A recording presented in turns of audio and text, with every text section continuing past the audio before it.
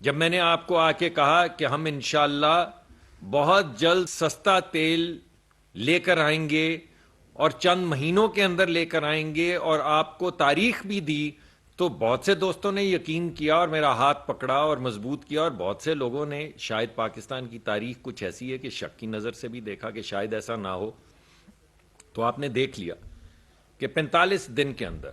اور یہ 45 دن کا جو میں ذکر کر رہا ہوں یہ میں نے نہیں کہا، یہ روس سے آئے ہوئے وفد کے جو لیڈر تھے انہوں نے ذکر کیا کہ وہ معاملہ جو 45 دن پہلے شروع ہوا تھا وہ آج ہم نے ختم کر دیا، اور آپ کے سامنے وہ معاہدے ہو گئے، ان کے اوپر دستخط ہو گئے، جن کے تحت یہ طے پا گیا کہ مارچ کے مہینے تک، مارچ ختم ہونے سے پہلے پہلے پاکستان اور روس کے درمیان ایک معاہدہ طے پا جائے گا جس کے ذریعے سستا خام تیل جو دونوں ملکوں کے لیے بینیفیشل ہوگا وہ پاکستان میں آنا شروع ہو جائے گا۔ یہ تمام کام جو کئی سالوں میں نہیں ہوا، جو کئی دفعہ آپ نے لوگوں کو جیبوں سے کاغذ لہراتے ہوئے دیکھا کہ میں بات کر رہا ہوں سستے تیل کی، میں بات کر رہا ہوں سستی، کچھ نہیں ہوا۔ 45 دن کے اندر یہ معاملہ طے پا گیا، اور اب انشاءاللہ مارچ کے اندر جو ہماری تفصیل ہے تمام کمرشل ٹرمز کی وہ طے ہو جائے گی، سائن ہو جائے گا، اور پاکستان کے اندر سستا تیل آنا شروع ہو جائے گا۔ اس کے علاوہ جو ہم نے معاہدہ کیا اس کے تحت ایک ہولسٹک انرجی سیکیورٹی پلان جو ہے اس سال کے آخر تک مکمل ہوگا، جس میں LNG بھی ہوگی، جس میں گیس بھی ہوگی پیٹرولیم کے علاوہ۔ اس وقت ان کے پاس گیس میسر نہیں، مگر انہوں نے وعدہ کیا کہ اگلی سردیاں، اب یہ سردیاں تو اللہ کے حکم سے گزر گئیں، اور آپ نے دیکھا کہ 10 سال میں پہلی مرتبہ کسی جگہ کے اوپر کوئی ہنگامہ آرائی نہیں ہوئی۔ جنوری ختم ہونے کو ہے گیس کی کمی کی وجہ سے، یہ نہیں کہ کمی نہیں تھی، ایسا بھی نہیں کہ لوگوں کو تکلیف نہیں ہوئی ان اوقات میں جو کھانے پینے کے اوقات نہیں تھے، مگر حتی الامکان حکومت نے کوشش کی، اور اس مرتبہ کسی جگہ پہ کوئی پروٹیسٹ نہیں ہوا۔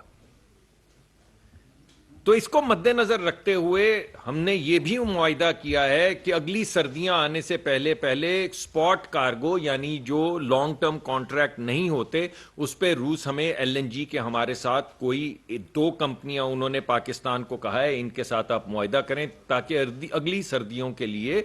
آپ کے پاس LNG ہو۔ مگر لانگ ٹرم کے لیے، آنے والے وقت کے لیے، ملک کی ترقی کے لیے ایک ہولسٹک انرجی کا معاہدہ کیا جائے گا۔ ہولسٹک کا مطلب ہے کہ اس میں پائپ گیس بھی ہوگی، اس میں LNG بھی ہوگی، اس میں کروڈ آئل بھی ہوگا، اس میں دیگر پیٹرولیم پروڈکٹس بھی ہوں گی، جس کے ذریعے پاکستان کو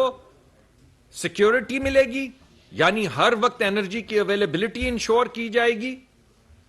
انرجی جو آئے گی پاکستان میں، تیل جو آئے گا، گیس جو آئے گی وہ سستے ہوں گے تاکہ لوگوں کی افورڈیبلٹی ہو، اور سسٹینبل طریقے سے آئیں گے، کیونکہ جتنی ہم سستی چیزیں لیں گے اتنا ہی زر مبادلہ کا بوجھ ہم پہ کم ہوگا، اور یہ جو سارا دن لے دے ڈالر روپے کی ہوتی رہتی ہے اس کے اندر ہمیں فائدہ پہنچے گا، اور ہماری امپورٹ کا بل کم ہوگا کیونکہ ہم سستی چیزیں خرید رہے ہوں گے۔ یہ تھا وہ وعدہ جو میں نے آپ سے کیا تھا، اور آج میں آپ کے سامنے حاضر ہوا ہوں، اور آپ کے سامنے دستخط کے ساتھ وہ تمام چیزیں وہ دستخط کی شکل میں آپس میں ہمارے معاہدے کی شکل میں آپ سب کے سامنے آ چکی ہیں۔ آپ نے روسی سفیر کا بھی بیان سن لیا، آپ نے ہمارے EAD کے وزیر کا بھی بیان سن لیا، اور آپ نے اس کے بعد میرا جو تبصرہ تھا وہ بھی آپ نے سن لیا۔ اب آپ دیکھ لیجئے ہم نے جو وعدہ آپ سے کیا تھا، جو وعدہ پرائم منسٹر نے کیا تھا، وہ وعدہ پورا ہو گیا۔ میں یہ چاہتا ہوں، میری یہ دلی خواہش ہے کہ یہ ملک جتنے خواب آپ کی آنکھوں میں ہیں ان سب کو لے کے آگے بڑھے۔ ایک ماں جو اپنی بچی کے لیے خواب دیکھتی ہے اس کو ہم سیاست کی نظر نہ کریں، اوئے توئے کی نظر نہ کریں، ہم اس خواب کو لے کر آگے بڑھیں۔ اب اس خواب کے راستے میں رکاوٹ کیا ہے؟ اس خواب کے راستے میں ایک ادھم ہے، ہر طرف اوئے توئے ہو رہی ہے۔ آپ یہ دیکھیں کہ جس دن آپ نے ساری اسمبلی کو غدار قرار دے دیا، جس دن ووٹ آف نو کانفیڈنس چل رہا تھا، اور آپ نے تمام اپوزیشن کو جو ایک طرف بیٹھی ہوئی تھی صرف اس وجہ سے کہ وہ کہہ رہی تھی کہ ہم ووٹ آف نو کانفیڈنس کرنا چاہتے ہیں، آپ نے ہٹلر کی طرح، بھائی خان صاحب، ہٹلر کی طرح آپ نے آرٹیکل 5 لگا دیا. آپ نے اسمبلی میں آ کے وزیر قانون نے قرارداد پیش کر دی کہ اس اسمبلی کی اپوزیشن کے اوپر آرٹیکل 5 لگایا جائے. یہ محب وطن نہیں ہیں, یہ غیر ملکی ایجنٹ ہیں, ان سے ووٹ لینے کا حق پارلیمان میں الیکٹ ہونے کے بعد ووٹ لینے کا حق چھین لیا جائے. یعنی ووٹ لینے کا حق صرف ایک شخص کو ہونا چاہیے, یا 3 4 5 خان صاحب اور ان کے 4 5 حواریوں کو. اس کے علاوہ اس ملک میں کسی کو ووٹ کرنے کا حق نہیں ہونا چاہیے. اور جو خان صاحب کے خلاف ووٹ کرے گا وہ کیا ہے آرٹیکل 5 کی روح سے؟ غدار. غدار ہے وہ. اور یہ مسودہ پیش کیا گیا اسمبلی میں. صرف غدار نہیں ہے, جو اپنے بیٹے کی کمپنی سے, اپنے بیٹے کی کمپنی سے اس کے بورڈ کے اوپر بیٹھنے کے لیے ہر باپ کی خواہش ہوتی ہے کہ اگر بیٹا کامیاب ہو تو وہ بھی اس کی کامیابی میں اس کے ساتھ شانہ بشانہ بیٹھے. آپ کے والدین کی بھی یہ خواہش ہے کہ جب آپ کو اللہ زندگی کے اندر کامیاب کرے وہ آپ کے ساتھ کھڑے ہوں, ماں کی دعائیں آپ کے ساتھ ہوں, باپ کی شفقت آپ کے ساتھ ہو. لیکن جب ایک بچے نے اپنے والد کو کہا کہ آپ میرے بورڈ کے اوپر بیٹھیں, اعزازی طور پہ بیٹھیں, تنخواہ نہ لیں, تو آپ نے نواز شریف کو تنخواہ نہ لینے پہ, اپنے بیٹے کی کمپنی سے تنخواہ نہ لینے پہ آپ نے کہہ دیا کہ یہ کرپٹ ہیں اور یہ وطن کی سلامتی کے خلاف ہیں اور ان کو کوئی حق نہیں ہونا چاہیے کہ یہ ملک کے وزیر اعظم رہیں. نہ صرف یہ بلکہ کسی پارٹی کے سربراہ رہیں. چلیں اس کو چھوڑ دیں. اور کیا چیزیں ہمارے سامنے حائل ہیں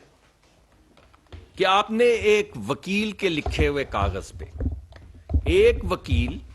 جس نے ایک فونٹ استعمال کیا جو کمرشلی اویلیبل تھا لیکن مائکروسافٹ کے پیکج کا حصہ نہیں تھا.